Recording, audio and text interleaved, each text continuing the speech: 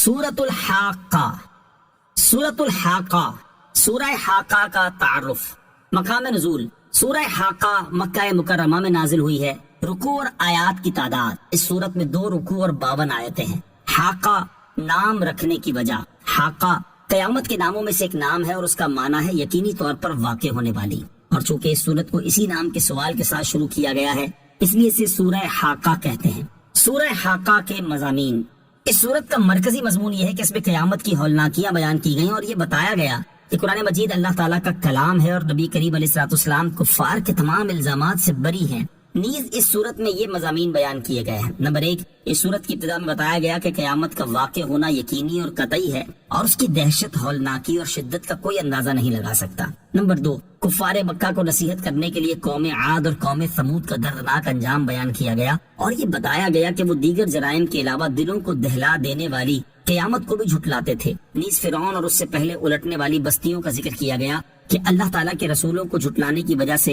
اللہ تعالیٰ نے انہیں زیادہ سخت گرفت سے پکڑ لیا۔ نمبر 3، یہ بتایا گیا کہ جو لوگ حضرت نوح علیہ الصلوۃ والسلام پر ایمان لائے انہیں اللہ تعالیٰ نے کشتی میں سوار کر کے طوفان کے عذاب سے بچا لیا اور نسل انسانی کو باقی رکھا۔ نمبر 4، قیامت کی چند ہولناکیاں بیان کی گئیں اور سعادت مندوں اور بدبختوں کا حال بیان کیا گیا۔ نمبر 5، اللہ تعالیٰ نے قسم کھا کر بتایا کہ قرآن مجید اللہ تعالیٰ کی وحی ہے، کسی شاعر کا کلام یا کاہن کا قول نہیں ہے۔ نمبر 6، اس صورت کے آخر میں دلیل کے ساتھ بیان کیا گیا کہ حضور پر نور علیہ الصلوۃ والسلام سچے رسول ہیں۔ سورہ قلم کے ساتھ مناسبت، سورہ حاقہ کی اپنے سے ماں قبل سورت قلم کے ساتھ ایک مناسبت یہ ہے کہ سورہ قلم میں قیامت کا ذکر اجمالی طور پر ہوا اور سورہ حاقہ میں قیامت کے بارے میں تفصیل سے بیان کیا گیا ہے۔ دوسری مناسبت یہ ہے کہ سورہ قلم میں قرآن مجید کو جھٹلانے والے ہر شخص کے بارے میں وعید بیان ہوئی اور سورہ حاقہ میں کفار مکہ کو تنبیہ اور نصیحت کرنے کے لیے ان امتوں کے احوال بیان کیے گئے جو اپنے رسولوں کو جھٹلانے کی پاداش میں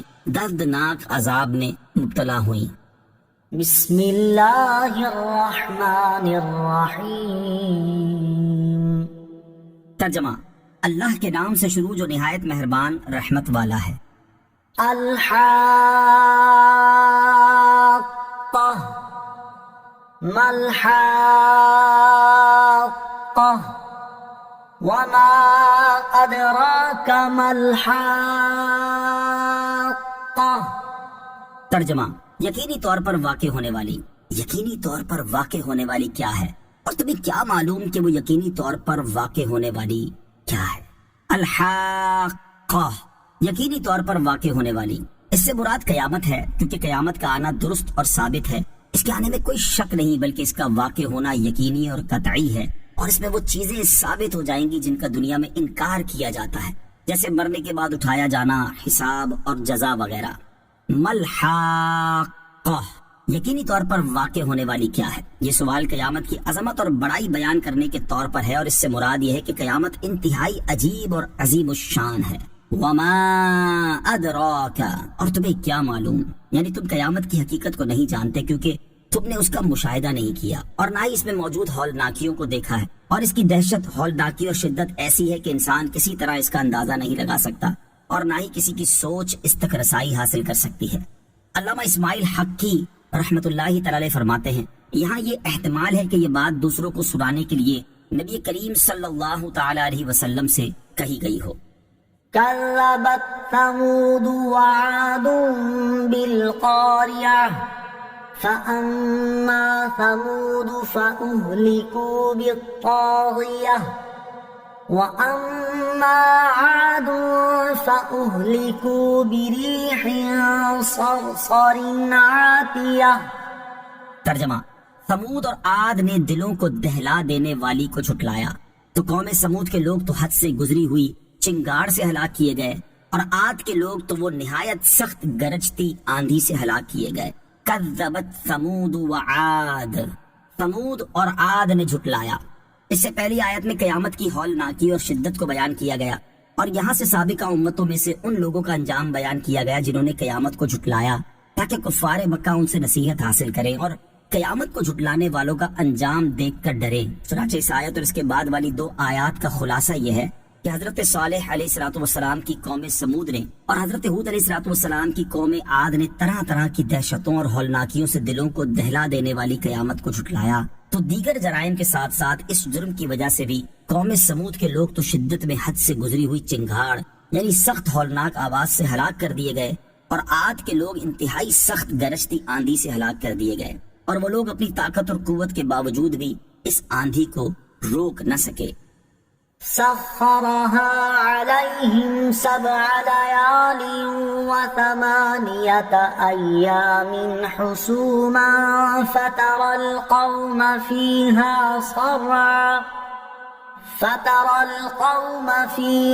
صرعا كأنهم أعجاز نخل خاوية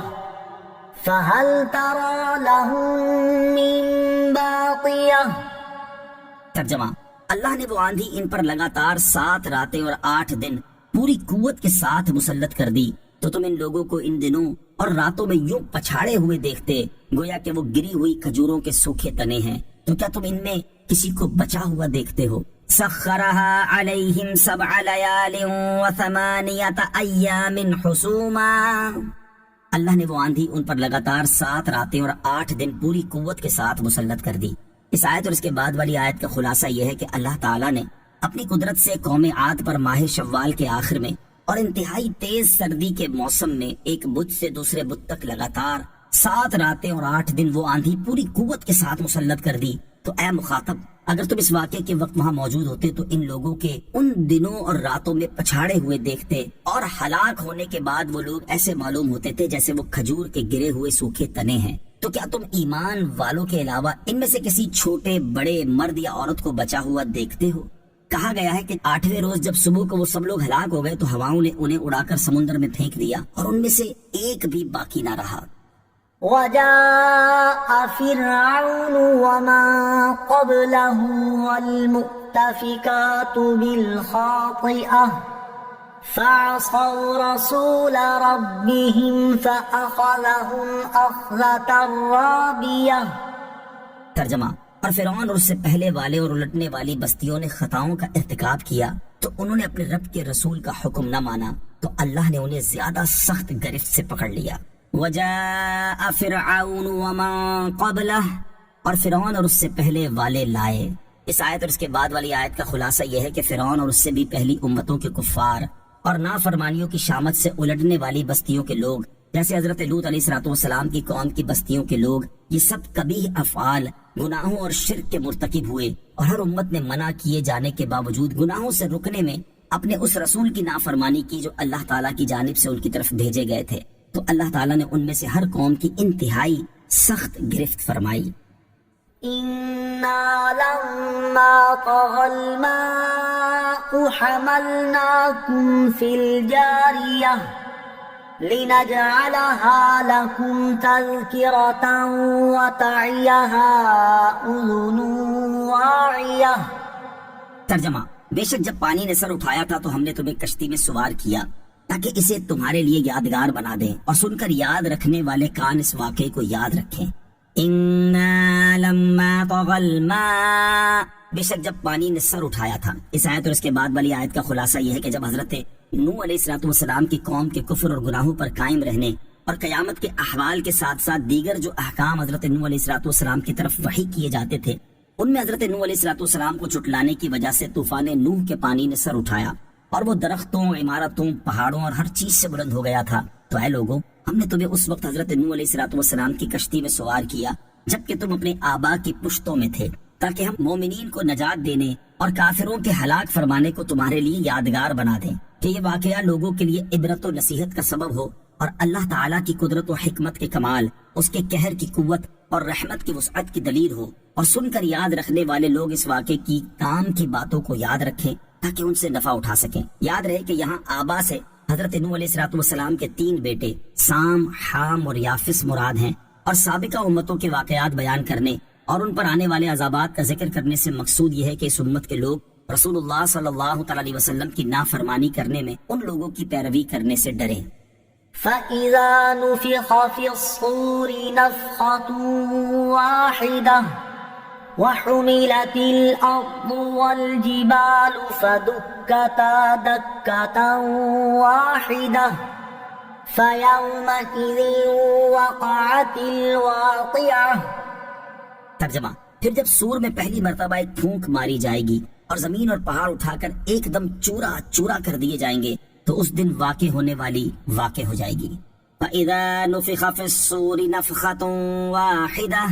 پھر جب سور میں ایک پھونک ماری جائے گی. اس صورت کی ابتدائی آیات میں قیامت اور اس کی ہولناکیوں کا اجمالی ذکر ہوا، اور اب یہاں سے قیامت کے احوال کی تفصیل بیان کی جا رہی ہے، اور اس کی ابتدا قیامت قائم ہوتے وقت کے واقعات سے کی گئی ہے. چنانچہ اس آیت اور اس کے بعد والی 2 آیات میں ارشاد فرمایا کہ پھر جب سور میں پہلی مرتبہ ایک پھونک ماری جائے گی اور زمین اور پہاڑ اپنی جگہوں سے اٹھا کر ایک دم چورا چورا کر دیے جائیں گے تو اس دن وہ قیامت قائم ہو جائے گی جس کا تم سے وعدہ کیا گیا ہے.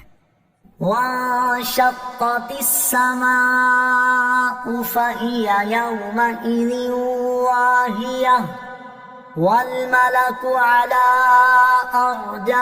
أرجائها ويحمل عرش ربك فوقهم يومئذ ثمانية. ترجمہ: اور آسمان پھٹ جائے گا تو اس دن وہ بہت کمزور ہوگا اور فرشتے اس کے کناروں پر کھڑے ہوں گے، اور اس دن 8 فرشتے تمہارے رب کا عرش اپنے اوپر اٹھائیں گے. وانشقت السماء، اور آسمان پھٹ جائے گا. اس آیت اور اس کے بعد والی آیت کا خلاصہ یہ ہے کہ قیامت کے دن کی ہولناکی سے آسمان پھٹ جائے گا، تو ابھی اس قدر مضبوط اور مستحکم ہونے کے باوجود اس دن آسمان انتہائی ضعیف اور کمزور ہوگا، اور جن فرشتوں کا مسکن آسمان ہے وہ اس کے پھٹنے کے بعد اس کے کناروں پر کھڑے ہو جائیں گے، پھر اللہ تعالیٰ کے حکم سے اتر کر زمین کا احاطہ کر لیں گے، اور اس دن 8 فرشتے تمہارے رب عز و جل کا عرش اپنے سروں کے اوپر اٹھائیں گے. حضرت ابن اسحاق رحمۃ اللہ تعالی فرماتے ہیں ہمیں یہ حدیث پہنچی ہے کہ عرش اٹھانے والے فرشتے آج کل 4 ہیں، اور قیامت کے دن ان کی تائید کے لیے 4 کا اور اضافہ کیا جائے گا، تو اس طرح 8 ہو جائیں گے. حضرت عبداللہ ابن عباس رضی اللہ تعالیٰ عنہما سے مروی ہے کہ 8 فرشتوں سے فرشتوں کی 8 صفیں مراد ہیں، جن کی تعداد اللہ تعالیٰ ہی جانتا ہے. يومئذ تعرضون لا تخفى منكم خافية. ترجمہ: اس دن تم سب اس حال میں پیش کیے جاؤ گے کہ تم میں سے کسی کی کوئی پوشیدہ حالت چھپ نہ سکے گی. یومئذ تعرضون، اس دن تم سب پیش کیے جاؤ گے. اس آیت کا معنی یہ ہے کہ اللہ تعالیٰ تمہارے تمام احوال جانتا ہے، اس پر تمہاری کوئی حالت پوشیدہ نہیں، اور قیامت کے دن تم اسی کی بارگاہ میں حساب کے لیے پیش کیے جاؤ گے. بعض مفسرین نے فرمایا کہ اس کا معنی یہ ہے کہ دنیا میں تمہاری جو حالت پوشیدہ تھی قیامت کے دن وہ پوشیدہ نہیں رہے گی، کیونکہ وہ مخلوق کے احوال ظاہر کر دے گی. تو نیک لوگ اپنی نیکیوں کی وجہ سے خوش ہوں گے اور گناہگار اپنے گناہوں کی وجہ سے غمزدہ ہوں گے. اپنے اعمال کا محاسبہ اور اخروی حساب کی تیاری کرنے کی ترغیب. اس آیت میں دنیا میں ہی اپنے اعمال کا محاسبہ کر لینے اور قیامت کے دن اللہ تعالیٰ کی بارگاہ میں ہونے والے حساب کی تیاری کر لینے کی بھی ترغیب ہے. اسی چیز کا حکم دیتے ہوئے ایک اور مقام پر اللہ تعالیٰ ارشاد فرماتا ہے یا ایہا الذین آمنوا اتقوا اللہ ولتنظر نفس ما قدمت لغد. ترجمہ: اے ایمان والو، اللہ سے ڈرو اور ہر جان دیکھے کہ اس نے کل کے لیے آگے کیا بھیجا ہے. اور اپنے حساب کے معاملے میں لوگوں کا حال بیان کرتے ارشاد فرماتا ہے اقترب للناس حسابهم وهم في غفلة معرضون. ترجمہ: لوگوں کا حساب قریب آ گیا اور وہ غفلت میں منہ پھیرے ہوئے ہیں. اور قیامت کے دن حساب کے معاملات اور لوگوں کی جزا کے بارے میں بیان کرتے ہوئے ارشاد فرماتا ہے وَعُرِضُوا عَلَى رَبِّكَ صَفًّا لَقَدْ جِئْتُمُونَا كَمَا خَلَقْنَاكُمْ أَوَّلَ مَرَّةٍ بل زعمتم أن لن نجعل لكم موعدا فوضع الكتاب فترى المجرمين مشفقين مما فيه ويقولون يا ويلتنا ما لهذا الكتاب لا يغادر صغيرة ولا كبيرة إلا أحصاها ووجدوا ما عملوا حاضرا ولا يظلم ربك أحدا. ترجمہ: اور سب تمہارے رب کی بارگاہ میں صفے باندھے پیش کیے جائیں گے. بے شک تم ہمارے پاس ویسے ہی آئے جیسے ہم نے تمہیں پہلی بار پیدا کیا تھا، بلکہ تمہارا گمان تھا کہ ہم ہرگز تمہارے لیے کوئی وعدے کا وقت نہ رکھیں گے. اور نامہ اعمال رکھا جائے گا تو تم مجرموں کو دیکھو گے کہ اس میں جو لکھا ہوا ہوگا اس سے ڈر رہے ہوگے اور کہیں گے ہائے ہماری خرابی، اس نامہ اعمال کو کیا ہے کہ اس نے ہر چھوٹے اور بڑے گناہ کو گھیرا ہوا ہے، اور لوگ اپنے تمام اعمال کو اپنے سامنے موجود پائیں گے، اور تمہارا رب کسی پر ظلم نہیں کرے گا۔ اور ارشاد فرمایا وَكُلَّ إِنسَانٍ أَلْزَمْنَاهُ طَائِرَهُ فِي عُنُقِهِ وَنُخْرِجُ لَهُ يَوْمَ الْقِيَامَةِ كِتَابًا يَلْقَاهُ مَنشُورًا اقْرَأْ كِتَابَكَ كَفَى بِنَفْسِكَ الْيَوْمَ عَلَيْكَ حَسِيبًا مَنِ اهْتَدَى فَإِنَّمَا يَهْتَدِي لِنَفْسِهِ وَمَنْ ضَلَّ فَإِنَّمَا يَضِلُّ عَلَيْهَا۔ ترجمہ، اور ہر انسان کی قسمت ہم نے اس کے گلے میں لگا دی ہے، اور ہم اس کے لیے قیامت کے دن ایک نامہ اعمال نکالیں گے جسے وہ کھلا ہوا پائے گا۔ فرمایا جائے گا کہ اپنا نامہ اعمال پڑھ، آج اپنے متعلق حساب کرنے کے لیے تو خود ہی کافی ہے۔ جس نے ہدایت پائی اس نے اپنے فائدے کے لیے ہی ہدایت پائی، اور جو گمراہ ہوا تو اپنے نقصان کو ہی گمراہ ہوا۔ اور ارشاد فرمایا لِلَّذِينَ اسْتَجَابُوا لِرَبِّهِمُ الْحُسْنَى وَالَّذِينَ لَمْ يَسْتَجِيبُوا لَهُ لَوْ أَنَّ لَهُم مَّا فِي الْأَرْضِ جَمِيعًا وَمِثْلَهُ مَعَهُ لَافْتَدَوْا بِهِ أُولَٰئِكَ لَهُمْ سُوءُ الْحِسَابِ وَمَأْوَاهُمْ جَهَنَّمُ وَبِئْسَ الْمِهَادُ۔ ترجمہ، جن لوگوں نے اپنے رب کا حکم مانا انہی کے لیے بھلائی ہے، اور جنہوں نے اس کا حکم نہ مانا ان کا حال یہ ہوگا کہ اگر زمین میں جو کچھ ہے اور اس جیسا اور اس کے ساتھ ہوتا تو اپنی جان چھڑانے کو دے دیتے۔ ان کے لیے برا حساب ہوگا اور ان کا ٹھکانہ جہنم ہے، اور وہ کیا ہی برا ٹھکانہ ہے۔ اور حضرت عمر بن خطاب رضی اللہ تعالیٰ عنہ نے ایک مرتبہ اپنے خطبے میں ارشاد فرمایا، اے لوگو، تم حساب کیے جانے سے پہلے اپنے آپ کا محاسبہ کر لو، اور اعمال کا وزن کیے جانے سے پہلے اپنے آپ کے اعمال کا وزن کر لو، اور اس دن کی بڑی پیشی کی تیاری کر لو جس دن تم سب اللہ کی بارگاہ میں اس حال میں پیش کیے جاؤ گے کہ تم میں سے کسی کی کوئی پوشیدہ حالت چھپ نہ سکے گی۔ اللہ تعالیٰ ہمیں اپنے اعمال کا محاسبہ کرنے اور آخرت میں ہونے والے حساب کی ابھی سے تیاری کرنے کی توفیق عطا فرمائے، آمین۔ فَأَمَّا مَنْ أُوتِيَ كِتَابَهُ بِيَمِينِهِ فَيَقُولُ هَاؤُمُ اقْرَءُوا كِتَابِيَهْ إِنِّي ظَنَنتُ أَنِّي مُلَاقٍ حِسَابِيَهْ۔ ترجمہ، تو بہرحال جسے اس کا نامہ اعمال اس کے دائیں ہاتھ میں دیا جائے گا تو وہ کہے گا، لو میرا نامہ اعمال پڑھ لو، بے شک مجھے یقین تھا کہ میں اپنے حساب کو ملنے والا ہوں۔ فَأَمَّا مَنْ أُوتِيَ كِتَابَهُ بِيَمِينِهِ، تو بہرحال جسے اس کا نامہ اعمال اس کے دائیں ہاتھ میں دیا جائے گا۔ یہاں سے پیشی کے وقت لوگوں کے احوال کی تفصیل بیان کی جا رہی ہے، چنانچہ اس آیت اور اس کے بعد والی آیت کا خلاصہ یہ ہے کہ جب اللہ تعالیٰ کی بارگاہ میں پیشی کے وقت اعمال نامے تقسیم ہوں گے تو جسے اس کا نامہ اعمال دائیں ہاتھ میں دیا جائے گا تو وہ یہ سمجھ لے گا کہ وہ نجات پانے والوں میں سے ہے، اور وہ انتہائی فرحت و سرور کے ساتھ اپنی جماعت، اپنے اہل خانہ اور قرابت داروں سے کہے گا کہ لو میرے نامہ اعمال کو پڑھ لو، مجھے دنیا میں یقین تھا کہ آخرت میں مجھ سے حساب لیا جائے گا، اسی لیے میں نے اس کی تیاری کر لی تھی اور حساب دینے سے پہلے اپنا محاسبہ خود کر لیا تھا۔ فَهُوَ فِي عِيشَةٍ رَاضِيَةٍ فِي جَنَّةٍ عَالِيَةٍ قُطُوفُهَا دَانِيَةٌ كُلُوا وَاشْرَبُوا هَنِيئًا بِمَا أَسْلَفْتُمْ فِي الْأَيَّامِ الْخَالِيَةِ۔ ترجمہ، تو وہ پسندیدہ زندگی میں ہوگا، بلند باغ میں اس کے پھل قریب ہوں گے، کہا جائے گا گزرے ہوئے دنوں میں جو تم نے آگے بھیجا اس کے بدلے میں خوشگواری کے ساتھ کھاؤ اور پیو۔ فَهُوَ فِي عِيشَةٍ رَاضِيَةٍ، تو وہ پسندیدہ زندگی میں ہوگا۔ یہاں سے ان لوگوں کا ثواب بیان کیا گیا ہے جنہیں اعمال نامے دائیں ہاتھ میں ملیں گے، چنانچہ اس آیت اور اس کے بعد والی 3 آیات کا خلاصہ یہ ہے کہ جسے دائیں ہاتھ میں اعمال نامہ دیا جائے گا تو وہ عذاب سے محفوظ رہنے اور ثواب ملنے کی وجہ سے بلند باغ میں پسندیدہ زندگی میں ہوگا۔ اس کے پھل کھانے والے کے قریب ہوں گے کہ کھڑے بیٹھے لیٹے ہر حال میں جیسے چاہے بآسانی لے سکے گا، اور ان سے کہا جائے گا کہ دنیا میں تم نے جو نیک اعمال آخرت کے لیے کیے ان کے بدلے میں خوشگواری کے ساتھ کھاؤ اور پیو۔ نیک سیرت چرواہا حضرت نافع رضی اللہ تعالیٰ عنہ فرماتے ہیں، ایک مرتبہ میں حضرت عبداللہ ابن عمر رضی اللہ تعالیٰ عنہ کے ساتھ مدینہ منورہ کی ایک وادی میں گیا، ہمارے ساتھ کچھ اور لوگ بھی تھے، انہوں نے اپنا دسترخوان لگایا اور سب کھانا کھانے لگے۔ تھوڑی دیر بعد ہمارے قریب سے ایک چرواہا گزرا، حضرت عبداللہ ابن عمر رضی اللہ تعالیٰ عنہ نے اس سے فرمایا، آئیے آپ بھی ہمارے ساتھ کھانا تناول فرمائیے۔ چرواہے نے جواب دیا، میرا روزہ ہے۔ آپ رضی اللہ تعالیٰ عنہ نے اس سے فرمایا، تم اس شدید گرمی کے عالم میں سارا دن جنگل میں بکریاں چراتے اور اتنی مشقت کا کام کرتے ہو اور پھر بھی تم نے نفلی روزہ رکھا ہوا ہے، کیا تم پر نفلی روزہ رکھنا ضروری ہے؟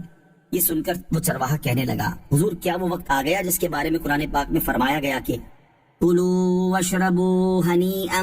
بِمَا أَسْلَفْتُمْ فِي الْأَيَّامِ الْخَالِيَةِ۔ ترجمہ، کہا جائے گا گزرے ہوئے دنوں میں جو تم نے آگے بھیجا اس کے بدلے میں خوشگواری کے ساتھ کھاؤ اور پیو۔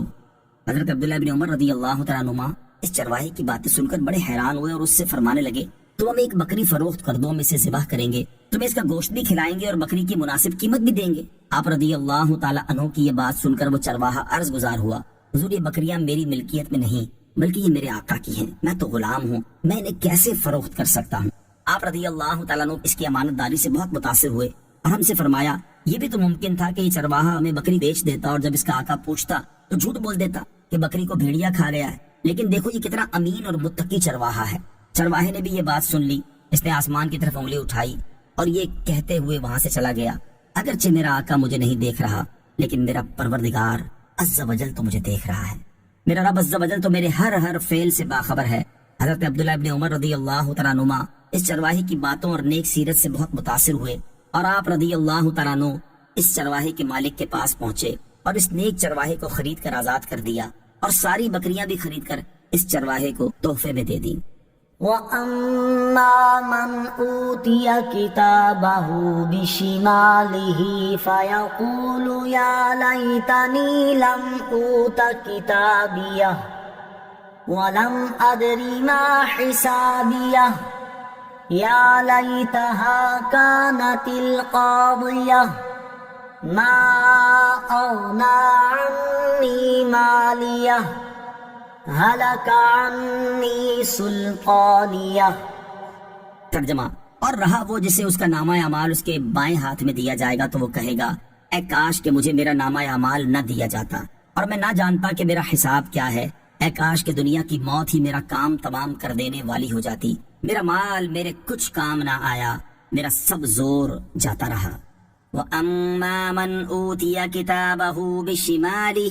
اور رہا وہ جسے اس کا نامہ اعمال اس کے بائیں ہاتھ میں دیا جائے گا۔ سعادت مندوں کا حال بیان کرنے کے بعد اب بدبختوں کا حال بیان کیا جا رہا ہے۔ چنانچہ اس آیت اور اس کے بعد والی 4 آیات کا خلاصہ یہ ہے کہ جس کا نامہ اعمال بائیں ہاتھ میں دیا جائے گا تو وہ جب اپنے نامہ اعمال کو دیکھے گا اور اس میں اپنے برے اعمال لکھے ہوئے پائے گا تو شرمندہ اور رسوا ہو کر کہے گا، اے کاش کہ مجھے میرا نامہ اعمال نہ دیا جاتا اور میں نہ جانتا کہ میرا حساب کیا ہے، اے کاش کہ دنیا کی موت ہی ہمیشہ کے لیے میری زندگی ختم کر دیتی اور مجھے حساب کے لیے نہ اٹھایا جاتا اور اپنا اعمال نامہ پڑھتے وقت مجھے یہ ذلت و رسوائی پیش نہ آتی، میرا وہ مال جو میں نے دنیا میں جمع کیا تھا میرے کچھ کام نہ آیا اور وہ ذرا سا بھی میرا عذاب ٹال نہ سکا، میرا سب زور جاتا رہا اور میں ذلیل و محتاج ہو کر رہ گیا۔ حضرت عبداللہ ابن عباس رضی اللہ تعالی عنہما فرماتے ہیں کہ اس سے اس کی مراد یہ ہوگی کہ دنیا میں جو حجتیں میں کیا کرتا تھا وہ سب باطل ہو گئیں۔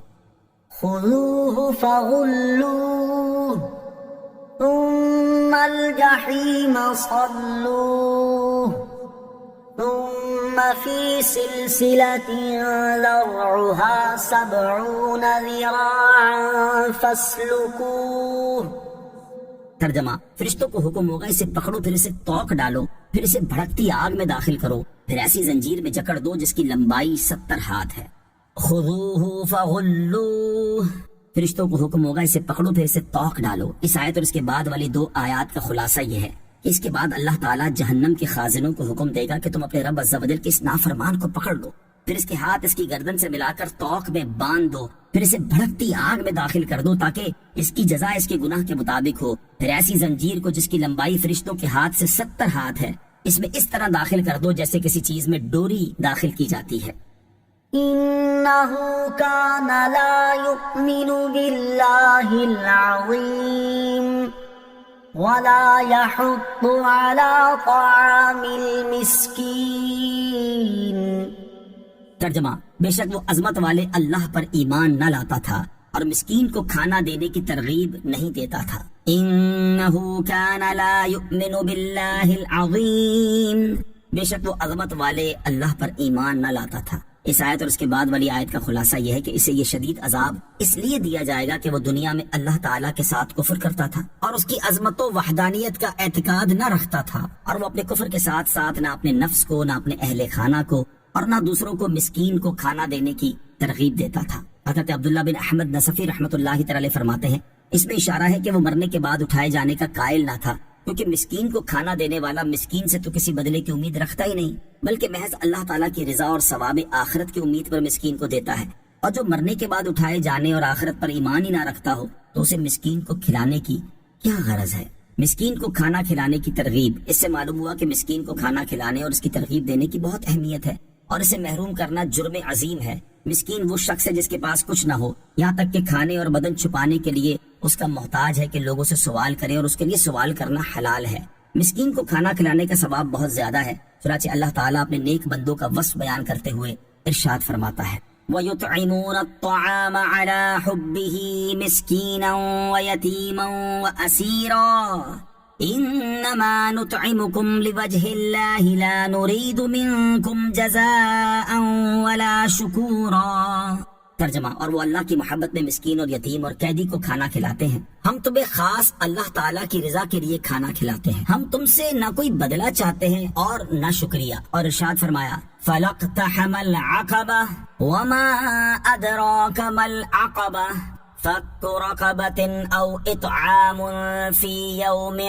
ذِي مَسْغَبَةٍ يَتِيمًا ذَا مَقْرَبَةٍ أَوْ مِسْكِينًا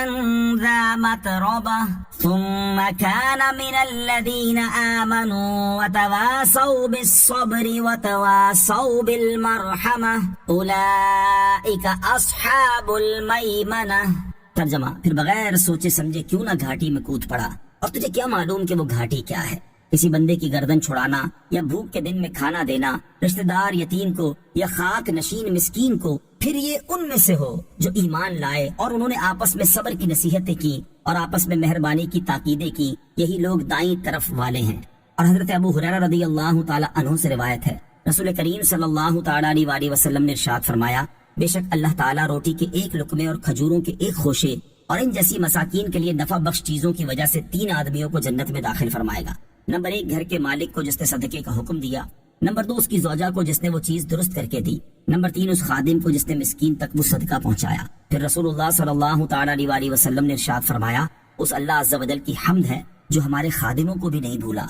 خیال رہے کہ فی زمانہ ہر بیکاری اور مانگنے والے کو نہیں دینا چاہیے، بلکہ جو واقعی اس حالت کو پہنچا ہو کہ شرعی طور پر اس کے لیے سوال کرنا جائز ہو جائے اسے مانگنے پر دینا چاہیے۔ فتاوی رضویہ میں مذکور مسئلے کا خلاصہ یہ ہے کہ جو تندرست ہو اور کمانے پر قادر ہو تو اسے جانتے بوجھتے بھیک دینا ناجائز ہے، اور اس کی وجہ یہ ہے کہ دینے والے اس کے سوال پر جو کہ اس کے لیے حرام تھا بھیک دے کر اس کی مدد کرتے ہیں، اگر لوگ اسے نہ دے تو وہ مجبور ہو جائیں گے اور کمانے کی کوشش کریں گے۔ فَلَيْسَ لَهُ الْيَوْمَ هَاهُنَا حَمِيمٌ وَلَا طَعَامٌ إِلَّا مِنْ غِسْلِينٍ لَا يَأْكُلُهُ إِلَّا الْخَاطِئُونَ۔ ترجمہ، تو آج یہاں اس کا کوئی دوست نہیں اور نہ دوزخیوں کے پیپ کے سوا کچھ کھانے کو ہے، اسے خطا کار لوگ ہی کھائیں گے۔ فَلَيْسَ لَهُ الْيَوْمَ هَاهُنَا حَمِيمٌ، تو آج یہاں اس کا کوئی دوست نہیں۔ اس آیت اور اس کے بعد والی 2 آیات کا خلاصہ یہ ہے کہ قیامت کے دن پکڑنے اور توق ڈالے جانے کی جگہ پر کافر کا کوئی دوست نہیں جو اسے کچھ نفع پہنچائے یا اس کی شفاعت کرے، اور نہ اس کے لیے دوزخیوں کے پیپ کے سوا کچھ کھانے کو ہے، اور اس پیپ کو کفار ہی کھائیں گے جو کہ خطا کار ہیں۔ جہنمیوں کی پیپ کی کیفیت، قیامت کے دن کفار کا کوئی دوست نہ ہونے کے بارے میں ایک اور مقام پر اللہ تعالی ارشاد فرماتا ہے مَا لِلظَّالِمِينَ مِنْ حَمِيمٍ وَلَا شَفِيعٍ يُطَاعُ۔ ترجمہ، ظالموں کا نہ کوئی دوست ہوگا اور نہ کوئی سفارشی جس کا کہا مانا جائے۔ اور جہنمیوں کی پیپ کے بارے میں حضرت ابو سعید خدری رضی اللہ تعالی عنہ سے روایت ہے، حضور اقدس صلی اللہ تعالی علیہ وسلم نے ارشاد فرمایا اگر جہنمیوں کی پیپ کا ایک ڈول دنیا میں انڈیل دیا جائے تو وہ پوری دنیا والوں کو بدبودار کر دے۔ فَلَا أُقْسِمُ بِمَا تُبْصِرُونَ وَمَا لَا تُبْصِرُونَ۔ ترجمہ، تو مجھے ان چیزوں کی قسم ہے جنہیں تم دیکھتے ہو اور ان چیزوں کی جنہیں تم نہیں دیکھتے۔ فَلَا أُقْسِمُ بِمَا تُبْصِرُونَ، تو مجھے ان چیزوں کی قسم ہے جنہیں تم دیکھتے ہو۔ قیامت کے واقع ہونے اور سعادت مندوں اور بدبختوں کے احوال بیان کرنے کے بعد اب یہاں سے قرآن پاک کی عظمت و شان بیان کی جا رہی ہے۔ چنانچہ اس آیت اور اس کے بعد والی آیت میں ارشاد فرمایا کہ مشرکین قرآن پاک کے بارے میں جو کہتے ہیں وہ ہرگز درست نہیں، مجھے ان چیزوں کی قسم ہے جنہیں تم دیکھتے ہو اور ان چیزوں کی قسم ہے جنہیں تم نہیں دیکھتے۔ یہاں ما تبصرون اور ما لا تبصرون کی تفسیر میں مفسرین کے مختلف اقوال ہیں۔ نمبر 1، ان سے مراد یہ ہے کہ تمام مخلوقات کی قسم جنہیں تم دیکھ سکتے ہو اور جنہیں تم نہیں دیکھ سکتے۔ نمبر 2، ما تبصرون سے دنیا اور ما لا تبصرون سے آخرت مراد ہے۔ نمبر 3، ما تبصرون سے مراد وہ چیزیں ہیں جو زمین کے اوپر موجود ہیں، اور ما لا تبصرون سے وہ چیزیں مراد ہیں جو زمین کے اندر موجود ہیں۔ نمبر 4، ما تبصرون سے اجسام مراد ہیں اور ما لا تبصرون سے روحیں مراد ہیں۔ نمبر 5، ما تبصرون سے ظاہری نعمتیں مراد ہیں اور ما لا تبصرون سے باطنی نعمتیں مراد ہیں۔ ان کی تفسیر میں مفسرین کے اور بھی قول ہیں، اور یہ بھی ہو سکتا ہے کہ سارے ہی معنی مراد ہوں۔ إنه لقول رسول كريم وما هو بقول شاعر قليلا ما تؤمنون ولا بقول كاهن قليلا ما تذكرون تنزيل من رب العالمين۔ ترجمہ، بے شک یہ قرآن ضرور ایک معزز رسول سے باتیں ہیں اور وہ کسی شاعر کی بات نہیں ہے، تم بہت کم یقین رکھتے ہو، اور نہ کسی کاہن کی بات ہے، تم بہت کم نصیحت مانتے ہو۔ یہ قرآن سارے جہانوں کے رب کی طرف سے اتارا ہوا ہے۔ انہ لقول رسول کریم،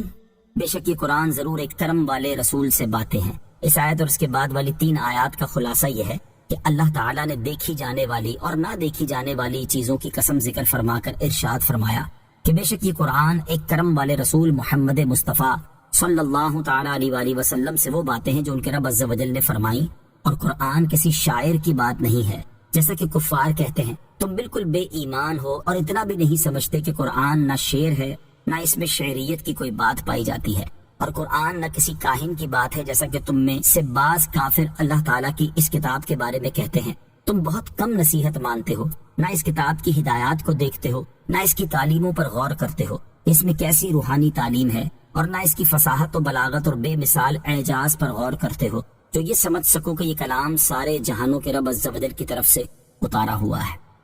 وَلَوْ تَقَوَّلَ عَلَيْنَا بَعْضَ الْأَقَاوِيلِ لَأَخَذْنَا مِنْهُ بِالْيَمِينِ ثُمَّ لَقَطَعْنَا مِنْهُ الْوَتِينَ فَمَا مِنْكُمْ مِنْ أَحَدٍ عَنْهُ حَاجِزِينَ وَإِنَّهُ لَتَذْكِرَةٌ لِّلْمُتَّقِينَ۔